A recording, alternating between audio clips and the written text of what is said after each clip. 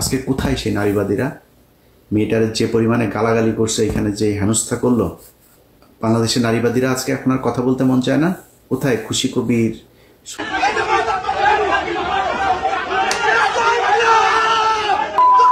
আজকে ডিম মোবারকের দিন ছিল, তো ডিম মোবারক উপলক্ষে আপনাদের সবাই ঈদ মোবারক জানাই।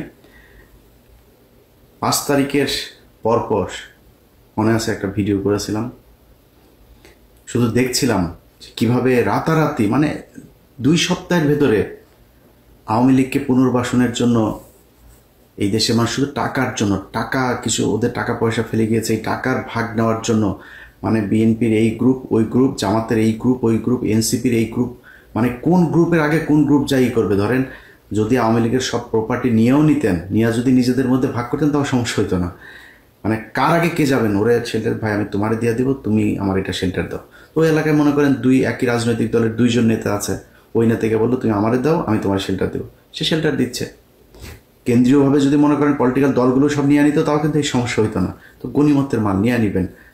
আওয়ামী লীগ কি জিনিস ওইটা আমার মনে হয় আমার চাইতে যাদের ডাবল বয়স তারাও এখন বুঝতে পারে না, অথবা বুঝতে চায় না, বুঝেন না, বুঝাও না বোঝার ভান করে।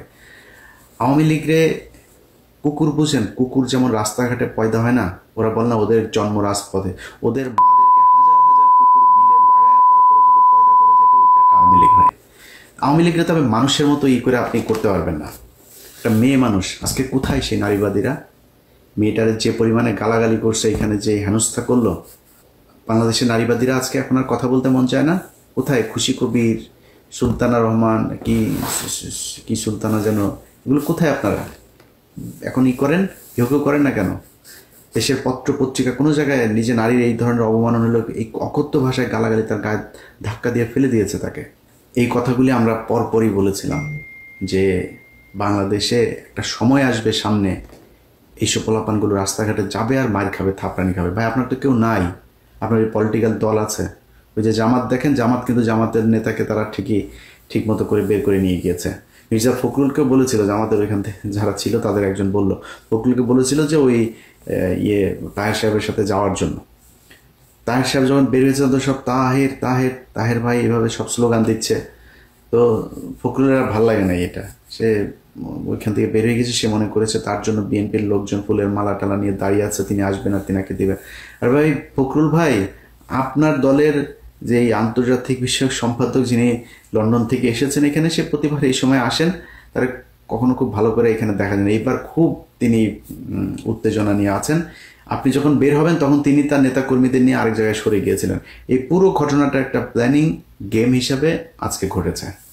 এর সাথে জড়িত পররাষ্ট্র মন্ত্রণালয়ের একজন কর্মকর্তা ডক্টর ইউনূসের সাথে এসছেন, হাসান আল জামান রাফি। এটার সাথে জড়িত লন্ডন থেকে যিনি এসেছেন আনোয়ার হোসেন খোকন। আজ থেকে 3 দিন আগে তাদের বৈঠক হয়েছে। সেই বৈঠকে এই যে আজকে যে এদেরকে এনসিপির ছেলেপেলেগুলোকে পেটানো হবে এইভাবে, এটা আরো বড় ধরনের করার তাদের প্ল্যান ছিল। এটা একটা গতকালকে একটা মিটিং হয়েছে, সেই মিটিংয়ের ব্যাপারে তাদের পরিকল্পনা হয়েছিল যে আমরা তোমাদের নেতাকে নিয়ে কিছু বলবো না, তোমরা আমাদের নেতাকে নিয়ে কিছু বলবো না, আমাদের শত্রু হচ্ছে ডক্টর ইউনূস আর হচ্ছে গিয়ে জামাত ইসলাম। সো জামাত ইসলাম আর ইউনূসকে নিয়ে বলবে, আর এরা দুজনের স্লোগান তো এখন একই রকম, রাজাকার রাজাকার। আপনি কালকে জ্যাকসন হাইটে যদি বিএনপি আর আওয়ামী লীগের যে মিছিলটা দেখেন, যে ইয়েগুলো, সে মাঝখানে গিয়ে আনোয়ার হোসেন খোকন মানে বীরত্বের সাথে 2 পক্ষকে তিনি 2 দিকে সরিয়ে দিচ্ছেন, একদম মিশে মিশে মনে হচ্ছে ঈদের কোলাকুলি করছে। এই যে আওয়ামী লীগের সাথে আপনি এই সমঝোতা করলেন, আওয়ামী লীগের লোকজনকে আপনি করলেন যে তোমাদেরকে নিয়ে কিছু বলবো না, তোমরা আমাদের শত্রু না, আমাদের শত্রু খালি ইউনূস আর এদের শত্রু জামাত ইসলাম। সে খালেদা জিয়ার 2 বছর জেল খাটেছে, তখন এই সমঝোতা করে নাই। তখন কোথায় ছিল এই বন্ধুগুলো? আনোয়ার হোসেন খোকন, তুমি এইখানে আসো, ওই বিভিন্ন দেশে দেশে গিয়া দাও, সেখান থেকে মাল নিয়ে তারপরে লন্ডনে ব্যাক করো, এগুলো আমরা জানি না। আজকে যখন কিনা আপনি দেখবেন এরা বের হয়েছে, মির্জা ফখরুলকে কিন্তু কেউ কিছু বলে নাই। সব ক্ষোভ ছিল হচ্ছে ওই 2 জনের উপর, আক্তার আর হচ্ছে গিয়ে যারা। পুরো এই বের হবে, কোন দিক দিয়ে বের হবে সব কিছু জানিয়ে দিয়েছে হচ্ছে এই হাসান আল রাফি, এই পররাষ্ট্র মন্ত্রণালয়ের যে কর্মকর্তা ডক্টর ইউনূসের বহরে এসেছেন তিনি। এটার সাথে এখানকার কূটনীতিক, এই আপনার মিশনে যারা আছে, এখানকার দূতাবাসে যারা আছে, এদের মধ্যে অনেকে জড়িত। এখন পর্যন্ত আপনি কল্পনা করতে পারেন যে আওয়ামী লীগের এমপির ভাই, মামা, ভাগ্নে এখানে চাকরি করে? এটা বিশ্বাস হয় আপনার? এখানে চাকরি করে এখনো 80% এখন পর্যন্ত আওয়ামী লীগের লোকজন এখানকার দূতাবাসে চাকরি করছে। আপনি সরান নাই। এই যে পররাষ্ট্র উপদেষ্টা তৌহিদ, সে বদমাইশ, একটা বদমাইশ, সবখানে সারা পৃথিবীতে সে আওয়ামী লীগের লোকজনের বসিয়ে রেখেছে। মাল নিচ্ছে, লোক দিচ্ছে, মাল নিচ্ছে, লোক দিচ্ছে, ইয়া দিয়ে তারপরে তৌহিদ এগুলো করছে। তো তৌহিদ মিয়া তারপরে এই সরকারের যারা যারা আছে, কারা কারা চুরি করছে, কি করছে, এটা এখন যদি বলতে যাই তাহলে ডক্টর ইউনূসও চুরি করছে। ডক্টর ইউনূসের একটা ভাই, ভাতিজা, এরা বিভিন্নভাবে বিভিন্ন ধরনের সুযোগ সুবিধা নিচ্ছে। ডক্টর ইউনূস, আপনি দুধু খান, কিছুই বুঝেন না, আপনি একটা নিরীহ মানুষ, আহারে কিছু বুঝেন না। এগুলো আমরা চিনি, এগুলো সাদা চামড়ার যেগুলো আছে চোর, সাদা চামড়ার চোরেরা সারা দুনিয়ায় মানুষের সব ধন সম্পদ লুণ্ঠন করে এখন তারা আমাদের নীতি শিখায়, আমাদের ম্যানার্স শিখায় তারা। তা আপনি তো ওই চোরেদের কাছ থেকে ধিক্ষা নিয়েছেন, তো আপনি বুঝেন যে চুরি কেমনে ভদ্রভাবে। এই ধরনের চোরেদের কোনো নাই, মানে তার কোনো শত্রু হবে না। চুপচাপ কথা বলার ইয়েতে আপনি বুঝবেন, আপনার কথা বলে আপনাকে সেই করবে, সে যা করার সেটা করবে। সব চুরি করছে ডক্টর ইউনূস সাহেব নিজে, যে কারণে তার আশপাশের যত চোর আছে সব চোরেদেরকে সে শেল্টার দিচ্ছে। আপনি বলেন তো, এই গত 1 বছরে ভারতের সাথে আমাদের কি সমস্যা হয়েছে? ভারত আমাদের চ্যানেল চালাইতে দেয় নাই, আমাদের টেলিভিশন চালাইতে দেয় না। ভারতের চ্যানেল চলছে, ভারতে ইলিশ মাছ পাঠাচ্ছে, ভারতের সাথে বাণিজ্য চলছে, ভারতের ওই করিডোর, তারপরে সব কিছুই তো আছে, কোনো কিছু বাদ আছে না। তার বন্দর এখনো ব্যবহার করছে, আমরা তাদের কাছ থেকে কিছু পাচ্ছি না। ইউনূস সরকার কি করেছেন? আদানির কাছ থেকে আরো বেশি হারে বিদ্যুৎ নিচ্ছেন আপনি। আর কি কিছু বাকি আছে নাকি? আর কিছু আছে যেটা ইন্ডিয়ার বিরুদ্ধে আমরা কোনো অ্যাকশনে গিয়েছে, কিছুই করি নাই। এটা হচ্ছে আই ওয়াশ। এগুলো আমরা ভুলে যাব না। এতগুলো মানুষের জীবনের বিনিময়ে বাংলাদেশটা নতুন করে তৈরি করার যে সুযোগ হাতছাড়া হয়েছে, এটার দায় ডক্টর ইউনূস এবং এই এখন যারা আছে তাদের সব কটাকে নিতে হবে। আপনাদের কারণে আজকে এই অবস্থা হয়েছে। আমরা গত 1টা বছর ধরে বলছি যে আওয়ামী লীগের বিরুদ্ধে আপনারা জিরো টলারেন্সে যান। কয়েকদিন আগে মাহফুজের উপরে এখানে হামলা হলো, সেই হামলায় ঘুরায় পেঁচায় তারপরে গোলাম মর্তুজা এখানে প্রেস মিনিস্টার করে বানিয়েছে তারে। সে মানে নানান ধরনের তেনা পেঁচায় টাচায় তারপরে বোঝানোর চেষ্টা করলো এটাতে আওয়ামী লীগের ওরকম তেমন কোনো দায় নেই, এখানে কিছু উচ্ছৃঙ্খল ছেলে পেলে ছিল, তাদের কারণে এটা হয়ে গিয়েছে। দূতাবাস কোনো ব্যবস্থাই নেয় নাই। দূতাবাস থেকে বরং এখানকার সরকারের এজেন্সিরা যে ব্যবস্থা নিতে চেয়েছে সেটাকে তারা বাধা দিয়েছে, সেটাকে তারা নিরুৎসাহিত করেছে এখানে, এবং সেটার প্রমাণও আছে আমাদের কাছে। দূতাবাস থেকে বলা হয়েছে তাদের কাছে যে আমরা এটা নিয়ে কোনো ঝামেলায় যেতে চাই না। সেটা যদি ব্যবস্থা নেওয়া হইতো ভালো করে, তাহলে আজকে এই হামলা করার সুযোগ পেত না। এই হামলা করা হবে এটা দূতাবাসের, এরাও জানতো, এই কারণে এটা নিয়ে কোনো ঝামেলায় যায়নি। ভাই, আপনার তো কষ্ট নাই, আপনি তো এখানে পেয়েছেন আরামে। আমার দেখেন না যে মন্ত্রী এই ইয়েতে ডক্টর ইউনূস ভাই, আপনারে তো আমরা কাজে লাগাইছি, কাজের লোক টোককে কাজে লাগাই না, আমরা কাজে লাগাইছি। আপনার মতো এগুলি বাংলাদেশের জন্য জীবনে কোনোদিন কোনো কাজে আসেন নাই। আপনারা কেন কাজে লাগাইছে জানেন? খালি ওই যে ধর্মীয় গুটি খেলে না আওয়ামী লীগ, এই কারণে এই কয়েক মাস আপনাদের দরকার ছিল। আপনার মতো এরকম এই ভদ্র চোর, ভদ্র সুদখোর আমাদের দরকার নাই ভাই। আপনি এই দেশটারে, এই বিপ্লবটারে ড্যাশ মাইরা তারপরে ছেড়ে দিয়েছেন। আমরা এইরকম দেশ চাইনি। এই এই কয়টা দিন যদি নাকি আপনি মনে করেন যে ন্যূনতম একটা শৃঙ্খলা, মানে কি হয় না যেটা আগে হতো না, আগে হতো যেটা, এমন কিছু আছে যেটা এখন হচ্ছে না, কোনো কিছু ভালো হয়েছে? ঘুষ, সুদ, কোনো মারামারি, দখল, চাঁদাবাজি, সব কিছু হচ্ছে। আপনার মতো এরকম ভালো এক বালের রাষ্ট্রনায়ক দিয়ে আমার লাভটা কি? আপনি কি আপনি গত এগুলোর ব্যবস্থা আপনার চোখের সামনে চুরি করে আপনি কিছুই বোঝেন না। সব বুড়া মুড়া এগুলি খাটাসগুলি ধরছেন, জীবনে করে দিন নামও জানি না। এই দেশের এই 15 বছরে তার অবদান কি? আপনি সরানো না তাদেরকে। আপনি এই জন্য এসছেন এখানে। আপনি যা ডিজার্ভ করেন তার চাইতে শত সহস্র কোটি কোটি গুণ আপনাকে বেশি সম্মান দেওয়া হয়েছে। আপনি আমার ক্ষমতা আছেন দেখে আপনার চ্যাটের ভালো হয়ে গেছেন। আপনার তো মিয়া কামলার মতো কামে লাগাইছি আমরা। আপনার এখানে থাকলে, আপনার মতো এরকম একটা সুদখোর যদি থাকে, তাহলে ইন্টারন্যাশনালি তারা আমাদের কিছু বলবেন, এই জন্য কামে লাগিয়েছে আপনার। আপনি এই দেশের জন্য জীবনে কোনদিন কিছু করছেন নাকি? আপনি ওইখানকার ঘুরেন, খালি সারা দুনিয়ায় গার্লফ্রেন্ড আর মদ নিয়ে ঘুরেন, দেশের কোনো কাজ করছেন? আপনি জীবনে কোনোদিন আজ পর্যন্ত কাজ করেছেন? কোনো কিছু করেন নাই। এখন সুযোগ পেয়েছেন, লুটপাট করে খাচ্ছেন। আপনার ওই যে ভাতিজা ভুতিজা যা আছে সব চিনি তোরে ভাই, হ্যাঁ, আপনার এক অপূর্ব চোদনে থাকতে পারে না মানুষ, এর কাছ থেকে নেয় ওর কাছ থেকে নেয়, এমন বিশাল বড় এক নেতা হয়ে গিয়েছে। তো আওয়ামী লীগের লোকজনের সাথে ঘুরে ঘুরে এখানে এই যে বিশ্বজিৎ টিশ্বজিৎ এগুলির সাথে ধান্দাবাজি করে, ব্যাংক থেকে আইনে এখানে এনে তারপরে টাকা করে এই স্পন্সর করে, মেরিওটে করেছে, কয়েক লক্ষ ডলার খরচ করে তারপরে এখানে প্রোগ্রাম করেছে, কোনো মানুষজন নাই, খালি বাংলাদেশের বিভিন্ন ব্যাংক থেকে টাকা এনেছে। ধান্দাবাজি সবই হচ্ছে। এই দেশের কি উপকার হয়েছে, একটা সাধারণ মানুষের কি উপকার হয়েছে? যেই ছেলেগুলো মারা গিয়েছে তাদের তালিকা এখন পর্যন্ত করতে পারেন নাই সুদখোর ইউনূস। আপনারা এই বিপ্লবে আপনি যে ক্ষতিটা করলেন, এটার সুযোগ আপনার হাতে ছিল। বাংলাদেশের মানুষ আপনাকে একদম ব্ল্যাঙ্ক চেক দিয়ে দিয়েছিল, ব্ল্যাঙ্ক সাপোর্ট দিয়েছিল, যা মনে চায় করেন ডক্টর ইউনূস। আপনি আপনার কিছু লোকজনের চুরির সুযোগ দেওয়া ছাড়া আপনি কোনো কিছু করেন নাই। এই জন্য এতগুলো মানুষ মারা যায়নি। আমার পরিবার বাড়িতে থাকতে পারে নাই। ওই জেলার পুলিশ সুপার অমুক বাহিনী হাজিরা দিতে দিতে শেষ, কেউ চাকরিও করতে পারে নাই।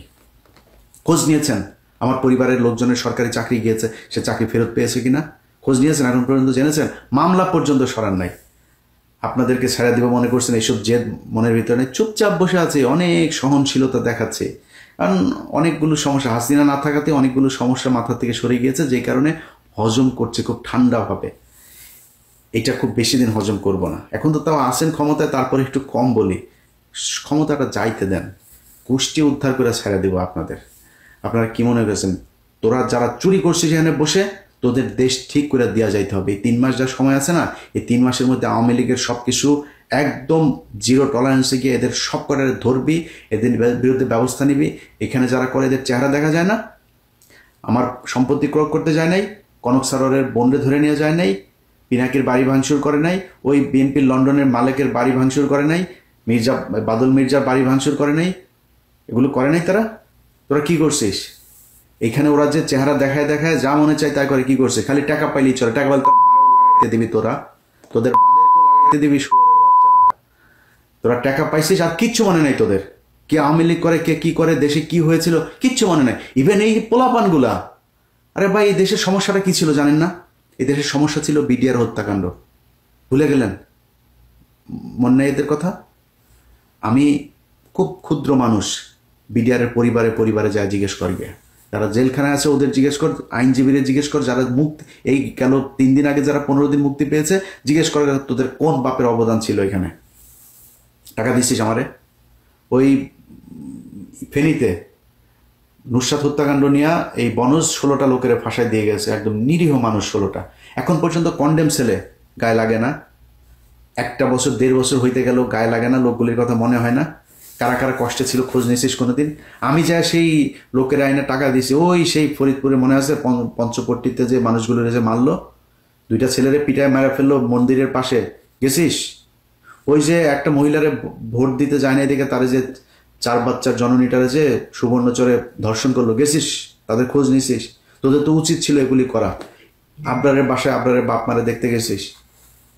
আবরারের পরিবারের জন্য কিছু করছিস? আমি গরিব মানুষ, আমি তারপরে আমার সামর্থ্যের মধ্যে যতটুকু সম্ভব ততটুকু করেছি। যেই কটার নাম বললাম সবগুলো পরিবারের কাছে গিয়ে জিজ্ঞেস কর গিয়ে। তোরা সেটা ভুলে গিয়েছিস, মনেই রাখিস নাই। তোদের হাতে সুযোগ, এখনো সুযোগ আছে।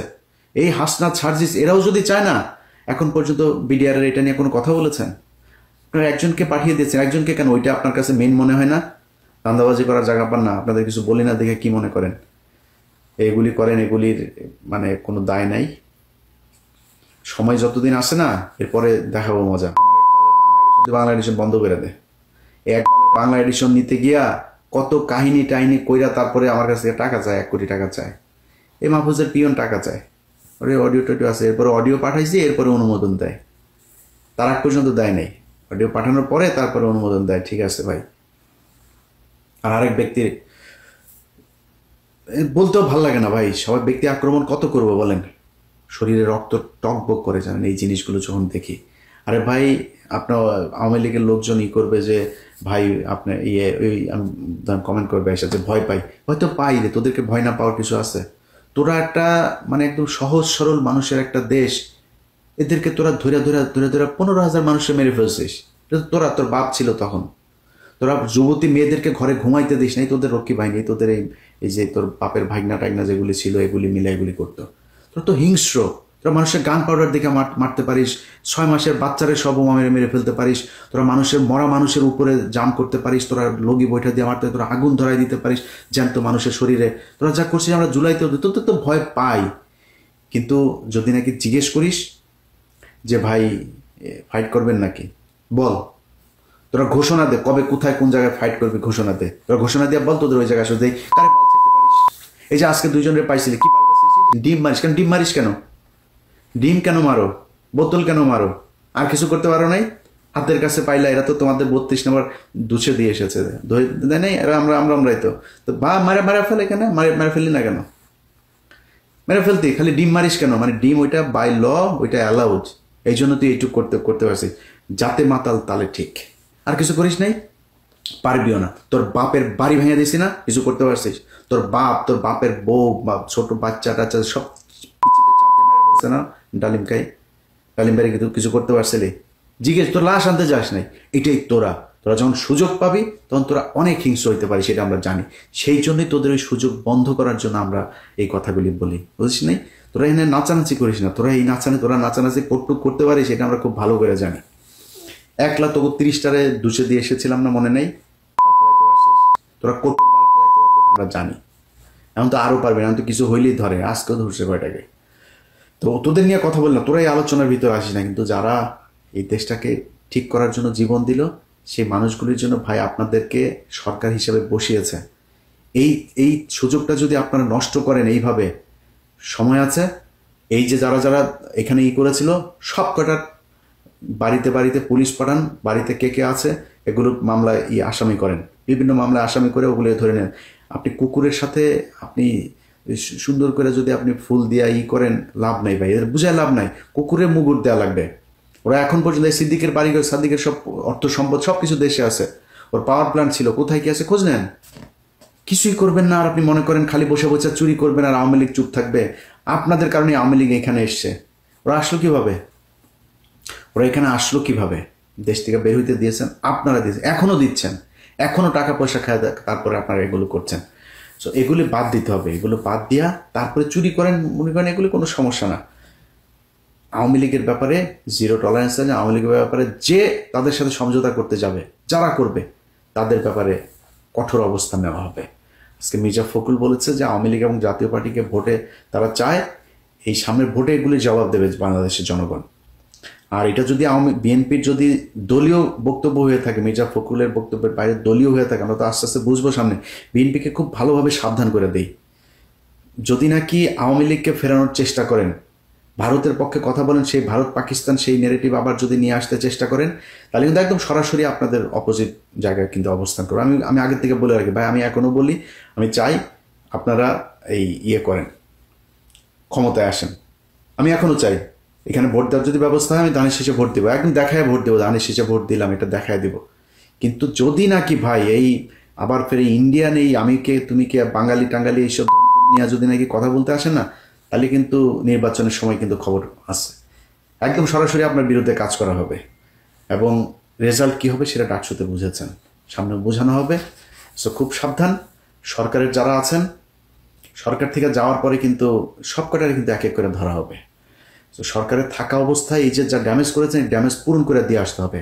আওয়ামী লীগের হত্যা মামলার আসামিরা ঘুরে বেড়াচ্ছে, চোখের সামনে জুবাইয়ের সময় টিভিতে অফিস করে, কমলদের সময় টিভিতে অফিস করে, এগুলো আমাদের সাথে একদম সরাসরি গালের জুতা মারার মতো। এগুলো দেখলে আমাদের খারাপ লাগে। এটার সাথে যারা যে অবস্থানে আছেন, সময় টিভির মালিক পক্ষ হোক, যার জায়গা থেকে কিছু করেন নাই, আপনাদেরকে যেখানে যখন যেভাবে পাওয়া হবে সেভাবে হবে। অতএব এখনো সময় আছে। আওয়ামী লীগের ব্যাপারে ঐক্যবদ্ধ হন। আপনি আজকে ক্ষমতায় আসবেন, কালকে বিরোধী দলে হন, আবার ক্ষমতায় আসবেন, আবার বিরোধী দলে থাকবেন, কোনো সমস্যা হবে না, গুম খুনের শিকার হইতে হবে না। সো আওয়ামী লীগ এবং ইন্ডিয়ার ব্যাপারে পরিষ্কার অবস্থানে থাকতে হবে, দেশের সবার ঐক্যবদ্ধ হইতে হবে। যারা আজকে এখানে আহত হয়েছেন তাদের প্রতি সহমর্মিতা জানাই। আক্তার যারা সহ সবাইকে অনুরোধ থাকবে, যে কদিন এখানে আছেন সাবধানে থাকবেন এবং পরিস্থিতি যখন যেখানেই যাবেন আমাদেরকে জানাবেন। অবশ্য আপনারা তো নিজেরাই অনেক কিছু আপনাদের বুঝে লাভ নেই, জেনে যান, মন চায় যায় বুঝেছেন, মায়ের খেলে খারাপ লাগে তাই বললাম আর কি।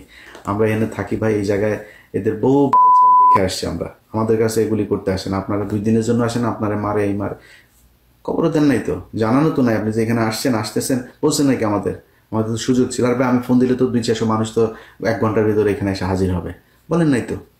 নিজেই আবদুল্লাহ ওই যে দেশে যেগুলি করেন ওগুলি করেন, ওরে ছাড়ান, ওই থানায় গিয়ে ওরে ছাড়াই দেন, এগুলো করলে এরকমই হবে। আমি ঠিক 5 তারিখের পর কথাগুলো বলেছিলাম, রাস্তাঘাটে পেটুনি খাবেন, সেগুলো খাচ্ছেন এখন।